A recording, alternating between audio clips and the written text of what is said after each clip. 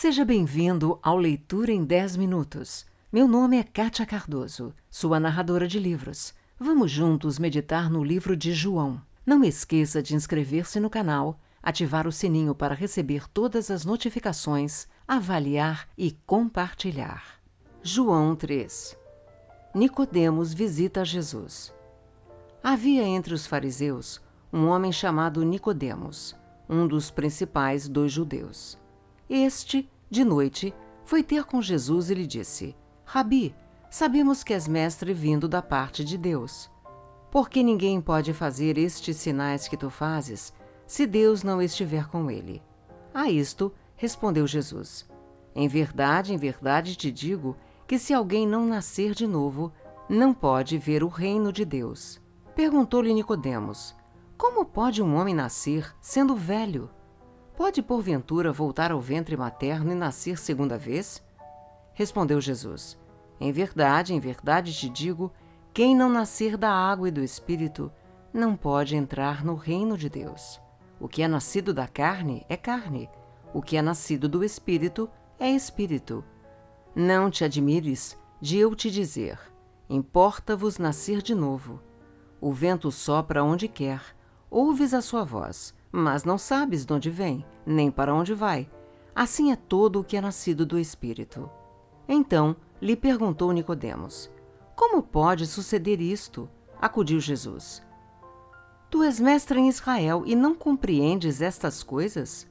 Em verdade te digo que nós dizemos o que sabemos e testificamos o que temos visto. Contudo, não aceitais o nosso testemunho. Se tratando de coisas terrenas, não me credes. Como crereis se vos falar das celestiais? Ora, ninguém subiu ao céu, senão aquele que de lá desceu, a saber, o Filho do Homem, que está no céu. E do modo por que Moisés levantou a serpente no deserto, assim importa que o Filho do Homem seja levantado, para que todo o que nele crê tenha a vida eterna.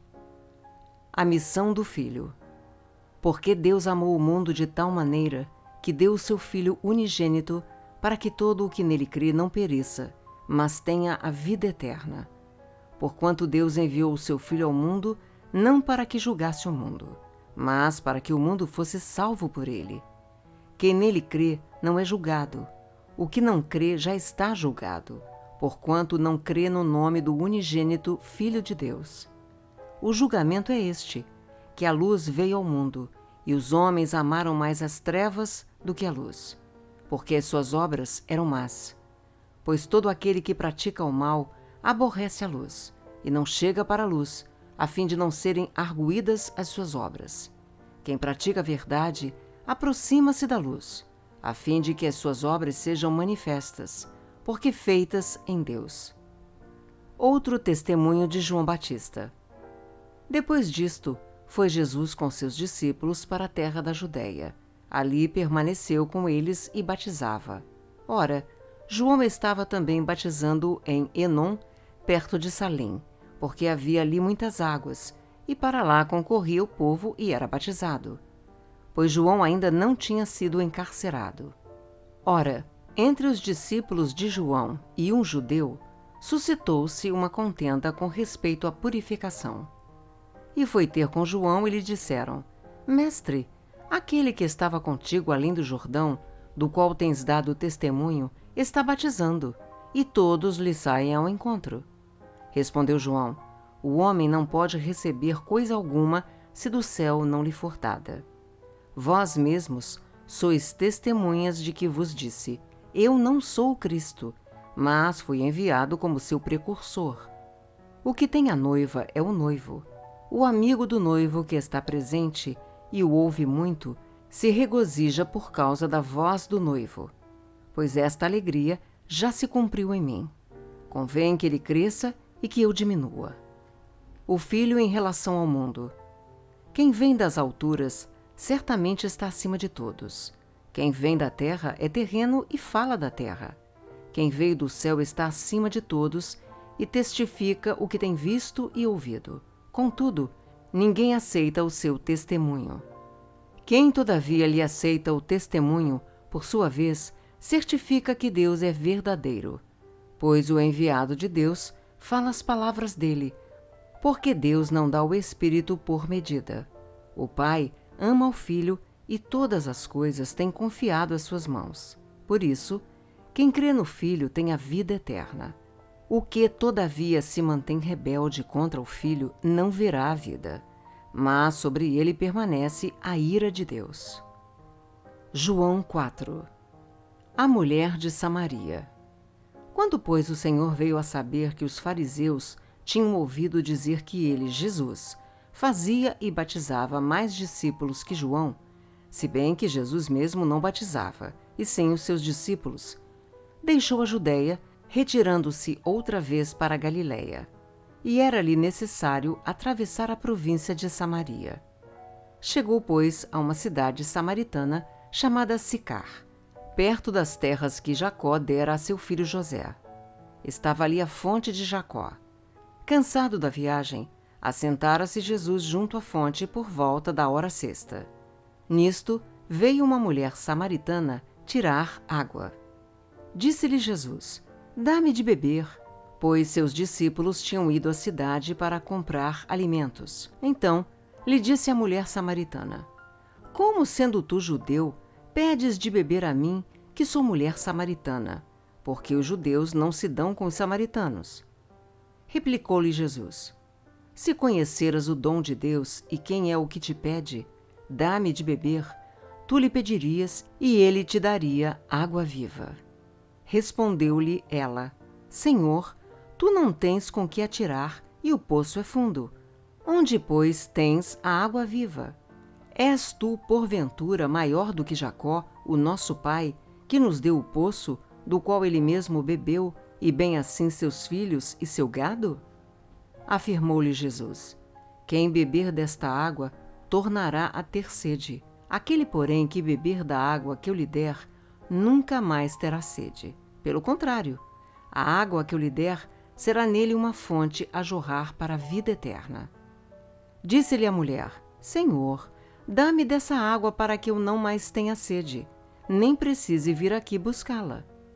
Disse-lhe Jesus: Vai, chama teu marido e vem aqui. Ao que lhe respondeu a mulher: Não tenho marido. Replicou-lhe Jesus: Bem disseste, não tenho marido, porque 5 maridos já tiveste, e esse que agora tens não é teu marido. Isto disseste com verdade. A verdadeira adoração. Senhor, disse-lhe a mulher, vejo que tu és profeta. Nossos pais adoravam neste monte. Vós, entretanto, dizeis que em Jerusalém é o lugar onde se deve adorar. Disse-lhe Jesus: Mulher, podes crer-me que a hora vem, quando nem neste monte, nem em Jerusalém adorareis o Pai. Vós adorais o que não conheceis. Nós adoramos o que conhecemos, porque a salvação vem dos judeus. Mas vem a hora, e já chegou, em que os verdadeiros adoradores adorarão o Pai em espírito e em verdade, porque são estes que o Pai procura para seus adoradores. Deus é espírito, e importa que os seus adoradores o adorem em espírito e em verdade. Eu sei, respondeu a mulher, que há de vir o Messias, chamado Cristo. Quando ele vier, nos anunciará todas as coisas. Disse-lhe Jesus: Eu o sou, eu que falo contigo. Neste ponto, chegaram seus discípulos e se admiraram de que estivesse falando com uma mulher. Todavia, nenhum lhe disse: Que perguntas? Ou, por que falas com ela? Quanto à mulher, deixou o seu cântaro, foi à cidade e disse àqueles homens: Vinde comigo e vede um homem que me disse tudo quanto tenho feito. Será este, porventura, o Cristo? Saíram, pois, da cidade e vieram ter com ele. A ceifa e os ceifeiros. Nesse ínterim, os discípulos lhe rogavam, dizendo: Mestre, come. Mas ele lhes disse: Uma comida tenho para comer, que vós não conheceis. Diziam então os discípulos uns aos outros: Ter-lhe-ia, porventura, alguém trazido o que comer? Disse-lhes Jesus: A minha comida consiste em fazer a vontade daquele que me enviou e realizar a sua obra. Não dizeis vós que ainda há 4 meses até a ceifa? Eu, porém, vos digo: erguei os olhos e vede os campos, pois já branqueiam para a ceifa. O ceifeiro recebe desde já a recompensa e entesoura o seu fruto para a vida eterna. E também se alegram tanto o semeador como o ceifeiro. Pois no caso é verdadeiro ditado: um é o semeador e outro é o ceifeiro. Eu vos enviei para ceifar o que não semeastes. Outros trabalharam, e vós entrastes no seu trabalho. Muitos samaritanos creem em Jesus. Muitos samaritanos daquela cidade creram nele, em virtude do testemunho da mulher que anunciara: ele me disse tudo quanto tenho feito. Vindo, pois, os samaritanos ter com Jesus, pediam-lhe que permanecesse com eles, e ficou ali 2 dias. Muitos outros creram nele por causa da sua palavra, e diziam à mulher: já agora não é pelo que disseste que nós cremos, mas porque nós mesmos temos ouvido e sabemos que este é verdadeiramente o Salvador do mundo. Jesus volta à Galiléia. Passados 2 dias, partiu dali para a Galiléia, porque o mesmo Jesus testemunhou que um profeta não tem honras na sua própria terra. Assim, quando chegou a Galiléia, os galileus o receberam, porque viram todas as coisas que ele fizera em Jerusalém por ocasião da festa, a qual eles também tinham comparecido. A cura do filho de um oficial do rei. Dirigiu-se de novo a Caná da Galiléia, onde da água fizera vinho. Ora, havia um oficial do rei, cujo filho estava doente em Cafarnaum. Tendo ouvido dizer que Jesus viera da Judéia para a Galiléia, foi ter com ele e lhe rogou que descesse para curar seu filho, que estava à morte. Então, Jesus lhe disse: se porventura não virdes sinais e prodígios, de modo nenhum crereis.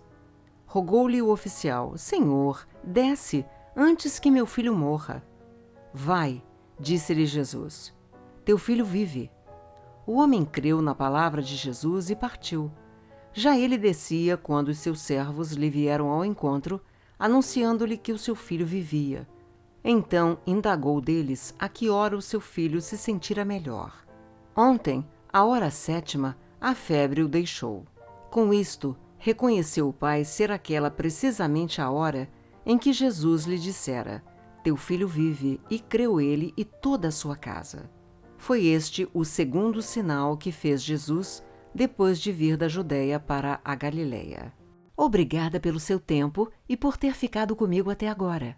Se você gostou, inscreva-se no canal, avalie e compartilhe, pois isto incentiva o meu trabalho.